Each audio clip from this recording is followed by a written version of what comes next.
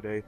This is Devin from StarCraft 2 Tournament Center coming at you with the next series in the quarterfinals of Dreamhack. And this is going to be LiquidHuK's, the red Protoss spawning up here in the top position, versus the blue Protoss, aTnSocke. So another mirror matchup. Instead of Zerg versus Zerg like last time, we do have a Protoss versus Protoss. And you know what that means. It means one person 4 gates and one person 3 gate expands. And whoever's gets luckier holds out pretty much. And we just had a little bit of lag there. It's okay. It really is. So this is on the map Slag Pits, and they're spawning cross positions, which means a very, very, very long trek over to the other person's base. And this map is especially easy to get your third base here.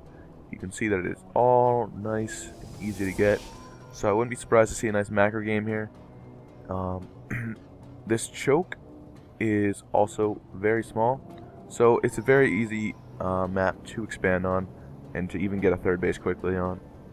And I'm going to look for HuK to be doing that here, just because HuK usually favors the macro games, and I don't know as much about Socke. He's obviously a very, very high level player. I've heard his name multiple times, but I know more about HuK. And I actually saw an interview with HuK from Dreamhack, and he is buff. He is ripped. I don't mean to sound like no homo here, like seriously, but he's ripped. And so that surprised me a little bit. He's like legitly ripped, and his English is actually really good. He's I believe he's from Canada. He's living in Korea, so that doesn't surprise me that his English is good, because most people in Canada do speak English. The production tab up here, just so you can see the builds. They are exactly the same right now.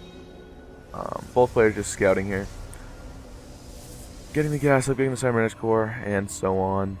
Pretty standard opening, and Protoss has this standard opening every single time. Very strange position from the cybernetics core. Usually in high level games, your building position does matter. Interesting to see if he'll add in a few more buildings here to create a nice wall with cybernetics core in back, because it is somewhat of an important building. Both players are going to be scouting each other here. Second gas coming down for both players, so exactly the same here. Extra gateway being added on for Socke. I'm just going to call him Socke. It's easier than Socke. So this is where we see the first diversity in each of the two players' builds. Socke is getting a extra gateway, and the warp gate is a little bit slower for him. And that Stalker is also a little bit slower, and that's because he chose to get the second warp gate. So HuK is chrono boosting up the Stalker, or he was a second ago. And it looks like he's going to put on some early pressure here. He's got to rally to Socke's base. But I don't think that's going to work, because Socke has a Stalker out of already himself, or about to be out. Wouldn't be surprised to see. Well, this probe's obviously going to go down. Stalkers are faster than probes, I believe. And if he can catch him, maybe they're the same speed. I don't. 2.95, 2.81. So Stalkers are slightly faster. Pylon going down here, but this watchtower should be able to scout this, I believe. For Socke, does he see this? No, just out of reach, and that is what makes a pro level player. They know the exact reach of the Zelnaga towers. They know everything. 3 Stalkers here now from Socke. Don't know what he's going to do with this, but anyway, getting back to the builds here a little bit. Second gateway and third gateway and a robotics coming from HuK here. So early expand and not coming from either player. It looks like that Socke is going to go about 3 gate or 4 gate blink stalker here with his Twilight Council. He already has about 3 stalkers out, scouting these pylons. Very smart. He obviously knows the common positions. And just 1 stalker out, 1 sentry out for HuK at this point. He's spawning in 3 stalkers now to defend this pylon. Very smart here, but it is giving away how many gateways he has. Not a big deal at this point. So he's going to be going with his robotics. He loves to get observers out. I've seen a game where he gets 3 observers, right off the bat, and that's it might be what he's doing here.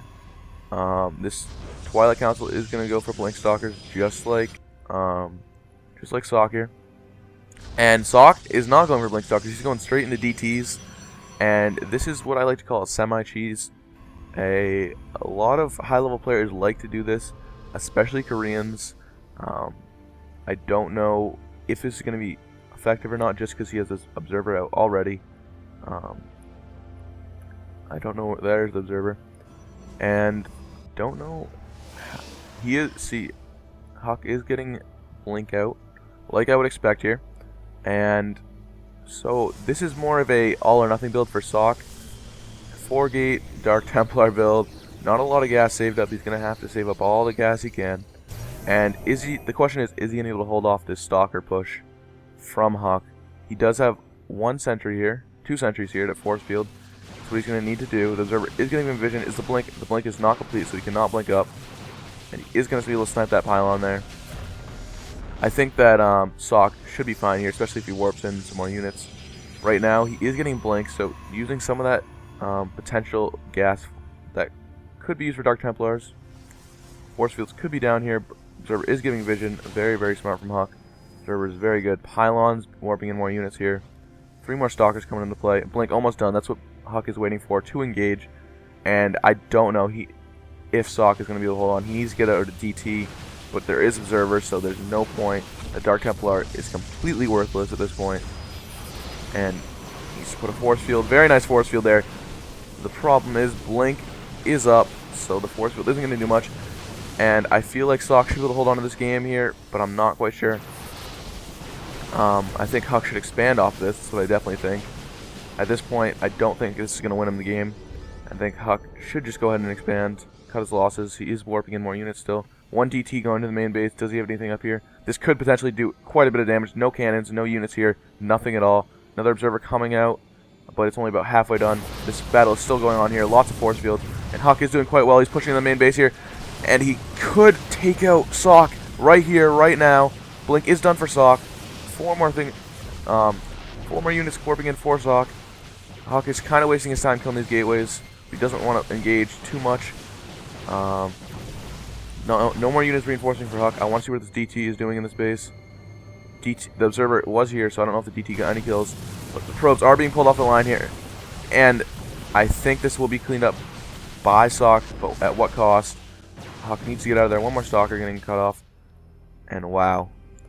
Great defense from aTnSocke. Tried that DT build, completely countered right away, but he still was able to hold on. And HuK really should have taken an expansion while he was up.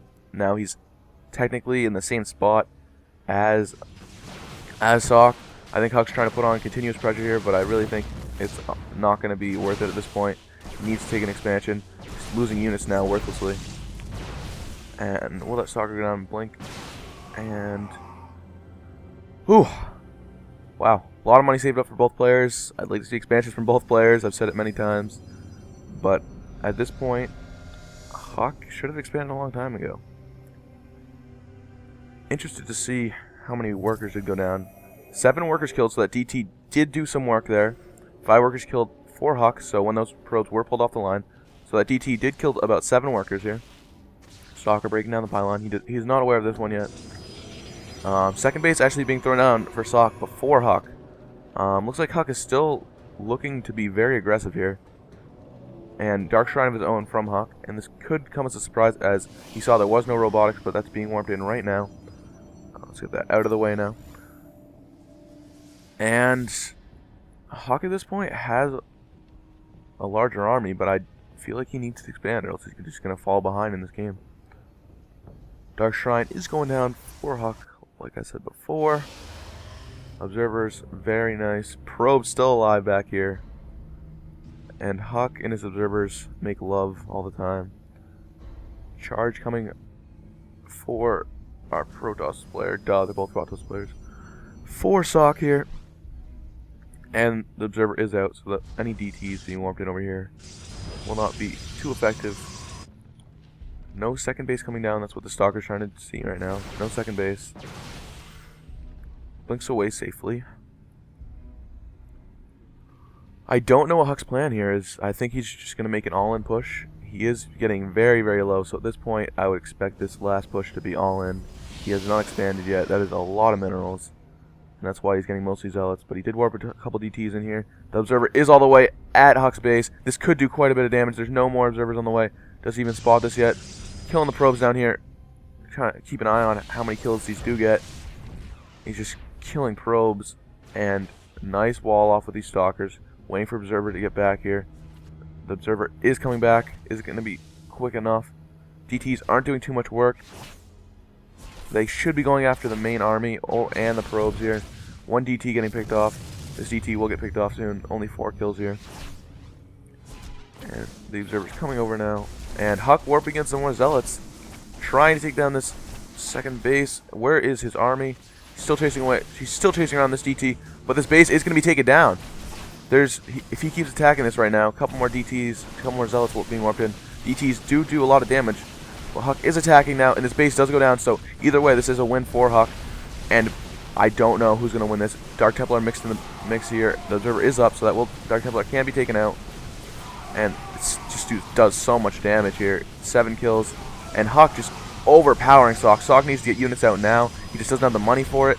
And this can be a final push from Huck. Huck will most definitely take this game. His base is coming up either way. And, oh, he's going to back out. Wow.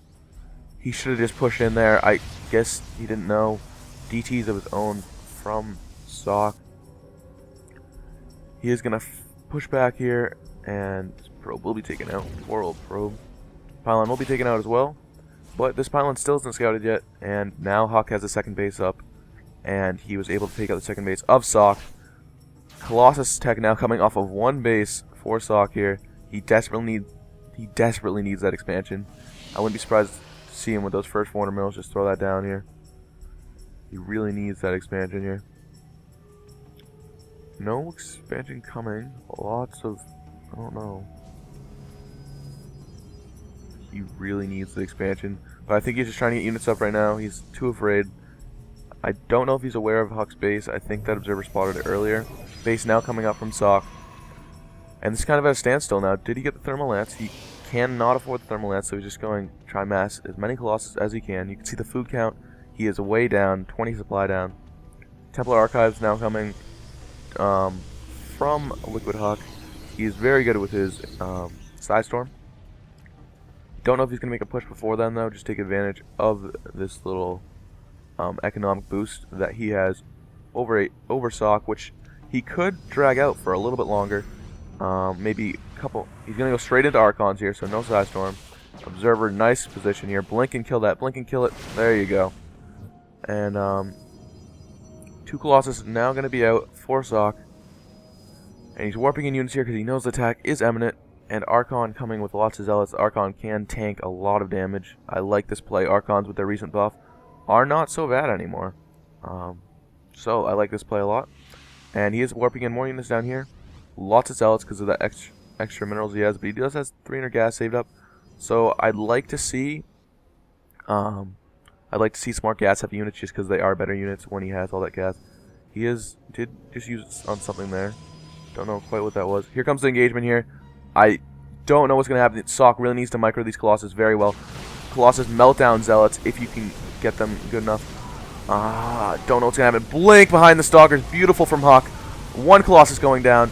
2 Colossus going down. And Socke does not have enough to hold on to this. There's no way. Huck's going to take this game. There's too many Zealots. Very heavy Zealot play. Zealots are very cost effective. Keep in mind they're only 100 minerals. And they are such beefy units. They have 150 health and total with the armor. And there's the GG from Socke.